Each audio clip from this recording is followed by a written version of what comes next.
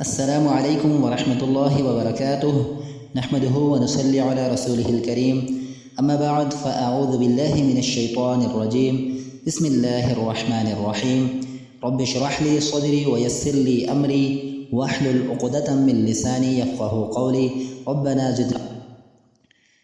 محترم سامعین و سامعات، آج ہمارا لیسن نمبر 24 ہے جو کہ سورہ بقرہ کی آیہ مبارکہ 67 تا 71 پر مشتمل ہے، یعنی 5 آیات آج کے ہمارے اس سبق کا حصہ ہوں گی. ہم آج کے اس سبق میں مختصر تشریح و تفسیر اور جو ہے وہ لفظی ترجمہ لغوی وضاحت بھی کریں گے انشاءاللہ. پہلے کچھ ان آیات کا پس منظر مفہوم جان لیں تاکہ سمجھنے میں آسانی رہے. اصل میں بنی اسرائیل کی تاریخ کے واقعات چل رہی ہیں. انہی میں سے ایک واقعہ یہ ہے کہ بنی اسرائیل فرعونیوں کے ساتھ رہنے کی وجہ سے ان کے بہت سے عقائد اپنانے لگے تھے، کیونکہ جیسا کہ آج کل ہندوؤں کے اندر یہ رواج ہے کہ وہ گائے کو مقدس اور اپنا الہ سمجھتے ہیں، مامتا قرار دیتے ہیں. اسی طرح فرعونی بھی اہل مصر گائے کو نہ صرف پوجتے بلکہ اسے انتہائی زیادہ مقدس اور عظیم چیز سمجھتے. تو بنی اسرائیل کے ذہنوں سے اس چیز کا خاتمہ کرنا تھا کہ گائے ایک جانور ہے، اس کی کوئی حیثیت نہیں، الہ کا درجہ صرف اور صرف اللہ وحدہ لا شریک کے سزاوار ہے اور کسی قسم کا دوسرا الہ درست نہیں ہے. تو گائے کے عقیدے کو مٹانے کے لیے کہ وہ مقدس ہے، موسیٰ علیہ السلام نے اللہ کے حکم سے ان سے کہا کہ آپ ایک گائے ذبح کریں، کوئی بھی سمپل سی گائے ذبح کر دیں، جس سے یہ واضح ہو جائے گا کہ الہ وہ نہیں جس کو بندہ خود ذبح کرے، اپنے ہاتھوں سے کاٹے. تو انہوں نے اس بات کو بہت زیادہ عجیب و غریب سمجھا اور یہ کہنے لگے کہ کیسے ہو سکتا ہے کہ ہم اپنے ہاتھوں سے گائے کو ذبح کریں جسے ہم اتنا زیادہ مقدس اور الہ سمجھتے ہیں. تو ٹال مٹول کے لیے تاکہ کسی طرح یہ معاملہ ٹال سکے طرح طرح کے سوالات کرنے لگے کہ وہ گائے عمر کے لحاظ سے کیسی ہو. جب یہ جواب مل گیا کہ وہ بالکل جوان ہو تو کہنے لگے کہ رنگ کیسا ہو، اور جب یہ اللہ تعالیٰ نے کہا کہ وہ گہرے زرد رنگ کی ہو تو کہنے لگے کہ مزید اس میں کون کون سے اوصاف ہونے چاہیے، کون سی خامیاں نہیں ہونی چاہیے، ہمیں کلیئر بتا دو. پھر جب ان کو بتا دیا گیا موسیٰ علیہ السلام کی طرف سے اللہ کی وحی کے بعد، تو انہوں نے بڑی ہی مشکل سے نہ چاہتے ہوئے اس کو ذبح کر دیا. مقصد کیا تھا کہ گائے کی تقدیس اور اس کے الہ ہونے کا جو عقیدہ ہے جو ان کے ذہنوں میں سرایت کر چکا ہے اس کا خاتمہ کیا جا سکے. تو پھر آپ شروع کرتے ہیں. وَإِذْ، اور جب، قَالَ، کہا تھا، موسیٰ علیہ السلام نے، لقومہ، اپنی قوم سے یعنی بنی اسرائیل کو کیا کہا تھا؟ ان اللہ، بے شک اللہ تعالی، یأمرکم، تمہیں حکم دیتا ہے یا دے رہا ہے. یأمر میں مادہ امر ہے، اردو میں استعمال ہوتا ہے حکم دینے کے لیے، کمانڈ کے لیے استعمال کیا جاتا ہے. کس بات کا حکم تمہیں دیتا ہے اللہ تعالیٰ؟ ان تذبحوا، یہ کہ تم ذبح کرو، بقرۃ، ایک گائے یا کوئی گائے. تن کی جو تنوین ہے یہ ایک گائے کو ظاہر کر رہی ہے یا نکرہ کو ظاہر کر رہی ہے؟ کوئی بھی گائے. اصل میں بقرون کہتے ہیں گائے کو، خواہ وہ بیل ہو یا گائے ہو، چھوٹی ہو یا بڑی ہو، واحد ہو یا جمع ہو. تو بقرۃن، ایک گائے. اور خاص طور پر یہاں جو بقرۃن ہے یہ مؤنث کو بھی ظاہر کر سکتا ہے. تو کیا فرمایا؟ اللہ تعالیٰ تمہیں حکم دے رہا ہے کہ تم کوئی گائے یا ایک گائے ذبح کرو. ذبح یعنی کہ اپنے ہاتھوں سے اسے ذبح کرو، کاٹو. تو آگے سے وہ کیا کہنے لگے؟ قالوا، انہوں نے کہا، کیا، تتخذنا، تو بناتا ہے ہم کو، یعنی ہم سے کرتا ہے، ہزواً، مذاق، شغل، یعنی کہ ان کے نزدیک گائے اتنی مقدس چیز اور ہم اس کو اپنے ہاتھوں سے ذبح کریں. تو کہنے لگے کیا تو ہم سے مذاق کرتا ہے؟ قال، اس پر موسیٰ علیہ السلام نے کہا، اعوذ باللہ، میں اللہ کی پناہ چاہتا ہوں یا پناہ میں آتا ہوں، اللہ کی حفاظت میں آتا ہوں، ان اکونا، یہ کہ میں ہو جاؤں، ان یعنی اس بات سے کہ اکونا میں ہو جاؤں، بن جاؤں، من الجاہلین نادانوں میں سے، جاہلوں میں سے، یعنی کہ یہ میں کہوں کہ اللہ حکم دیتا ہے اور اپنی طرف سے بات کر رہا ہوں، یہ تو بالکل جاہلوں کا کام ہے۔ میں اللہ تعالیٰ کی حفاظت میں آتا ہوں، پناہ چاہتا ہوں کہ میں ایسی باتوں کروں۔ اس سے کیا معلوم ہوا کہ مذاق، کسی کا تمسخرہ اور ہنسی کرنا اور جو ہے وہ اسے حقیر سمجھتے ہوئے اس پر جملے کسنا، یہ جاہلین کا فلسفہ ہے، نہ کہ باشعور عقل مند لوگوں کا۔ اس کے بعد اگلی آیت دیکھیے، قالو انہوں نے کہا، کیونکہ اصل میں انہوں نے بات ماننی نہیں تھی تو ٹال مٹول کے لیے طرح طرح کے آگے سوالات رکھنا شروع کر دیے۔ قالو انہوں نے کہا، ادعو دعا کر، لنا ہمارے لیے، ربک اپنے رب سے، یعنی کہ اللہ تعالیٰ سے پوچھ موسیٰ دعا کر کے، یبین وہ واضح کرے، لنا ہمارے لیے، کلیئر کر دے ہمارے لیے، ما ہیا کیسی ہو وہ، یعنی وہ گائے عمر کے لحاظ سے کیسی ہو۔ ہیا مؤنث ہے اس لیے یہاں پر گائے مؤنث ہونے کی وجہ سے ہیا کا استعمال کیا گیا، اگر مذکر ہوتی تو ہوا کا لفظ استعمال کیا جاتا۔ کیسی ہو وہ گائے، یعنی کس لحاظ سے، عمر کے لحاظ سے، اس کی ایج کیا ہو۔ قال موسیٰ علیہ السلام نے کہا، انہو بے شک وہ، یعنی اللہ تعالیٰ، یقول فرماتا ہے، کہتا ہے، یعنی میں نے اللہ سے دعا کی ہے اور اللہ تعالیٰ جواب میں مجھے فرماتا ہے، میری طرف اللہ نے وحی کی ہے، انہا بے شک وہ، یعنی گائے، انہا بے شک وہ، بقرۃ گائے، لا فارغ نہ بوڑھی ہو، یعنی عمر رسیدہ نہ ہو، ولا بکر اور نہ بچی ہو، یعنی کہ بچڑی نہ ہو، عوان جوان عمر کی ہو، بالکل جوان ہو، بین ذالک بیچ اس کے، کس کے، یعنی کہ بوڑھی سے کم اور بچڑی سے زیادہ عمر کی ہو، بالکل جوان ہو، ان دونوں حالتوں کے درمیان ہو، بوڑھی اور بچی کے درمیان ہو۔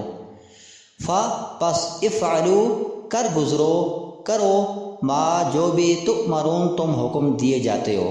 تؤمرون میں مادہ پھر وہی ہے امر، تا کا مطلب ہے تم، یہ مجہول کا صیغہ ہے اور واو نون جمع کے لیے ہے۔ تؤمرون تم حکم دیے جاتے ہو اللہ کی طرف سے، جو بھی، کہ بس جوان عمر کی گائے ہو اور اسے ذبح کرو اپنے ہاتھوں سے، مزید سوالات کی ضرورت تو نہیں ہے۔ اس کے بعد دیکھیے آگے، اب بھی ان کو صبر نہ آیا، وہ مزید بات کو ٹالنے کے لیے ایک اور سوال کرنے لگے۔ قالو انہوں نے کہا، ادعو دعا کر، پکار، لنا ہمارے لیے، ربک اپنے رب سے، یبین وہ واضح کرے، کلیئر کرے، ما کیسا ہو، لونہا اس کا رنگ، لون کی جمع الوان ہے، نیچرل کلر کے لیے استعمال ہوتا ہے، یعنی قدرتی رنگ، اور جو آرٹیفیشل کلر ہے اس کے لیے صبغۃ، وہ آگے آئے گا اسی پارے میں۔ تو بتا ہمیں اپنے رب سے دعا کر کے، پوچھ کیسا ہو اس کا رنگ، ہا مؤنث کے لیے ضمیر استعمال ہوتی ہے جیسے کہ ہیا، اور مذکر کے لیے ہوا اور ہو کا استعمال کیا جاتا ہے۔ قال موسیٰ علیہ السلام نے کہا، انہو بے شک وہ، یعنی اللہ تعالیٰ، یقول فرماتا ہے، انہا بے شک وہ، بقرۃ گائے، بے شک وہ گائے کون سی جو تمہیں ذبح کرنے کا اللہ کی طرف سے حکم دیا جا رہا ہے، وہ گائے کیسی ہو، انہا بقرۃ بے شک وہ گائے کیسی ہو، صفراء زرد ہے یا زرد ہو، فاقع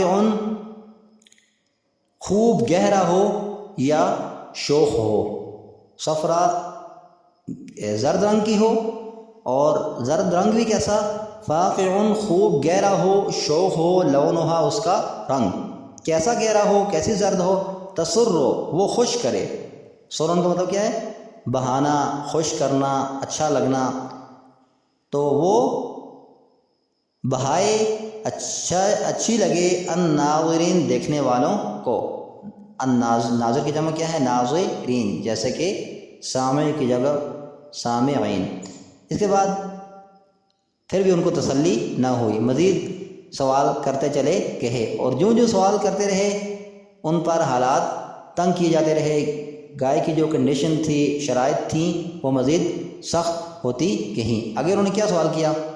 قالوا، انہوں نے کہا ادعو، دعا کر، لنا، ہمارے لیے، ربک، اپنے رب سے، یبین، وہ بیان کرے، واضح کرے، ما ہیا، کیسی ہو وہ، کیوں، ان البقرہ، بے شک گائے، اب جمع آ رہا ہے، جیسے بتایا تھا نا کہ بقرہ اسم جنس ہے، اس میں جمع، واحد، مذکر، مؤنث سب شامل ہیں، یہاں پر تو نہیں ہے، ان البقرہ، بے شک وہ گائے، تشابہ، مل جل کے ہی ہیں، علینا، ہم پر، یعنی اس طرح کی تو بہت سی گائے ہے، گائے کے متعلق ہمیں شبہ پڑ گیا ہے، کس طرح کی بہت سی گائے ہیں، یعنی کہ جو جوان بھی ہیں اور گہرے زرد رنگ کی بھی ہیں۔